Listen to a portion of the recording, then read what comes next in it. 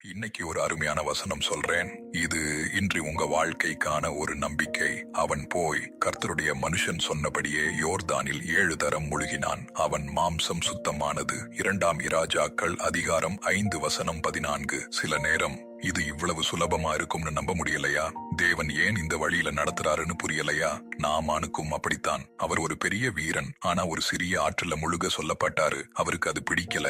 அது அர்த்தமில்லாத மாதிரி தெரிஞ்சது. ஆனா அவர் கீழ்ப்படிந்தப்போ அவர் எதிர்பார்த்ததை விட பெரியதா நடந்துச்சு. அவர் உடம்பு மட்டும் குணமாகல, அவர் வாழ்க்கையே மாறுச்சு. அதே மாதிரி சில நேரம் தேவன் நடத்துற வழி நமக்கு புரியாது. சில நேரம் அவர் சொல்லுற காரியம் சாதாரணமா தெரியும். ஆனா தேவன் செய்யற அற்புதம் பெரியதா இருக்கிறதால அவர் ஆரம்பிக்கிற வழி சின்னதா இருக்கலாம். இன்றைக்கு உங்களுக்கு புரியாத ஒரு படி இருக்கலாம், ஆனா அந்த ஒரு படியே உங்க ஆசீர்வாதத்துக்கு வழியா இருக்கலாம்.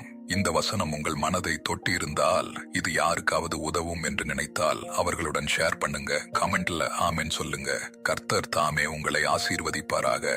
ஆமென்.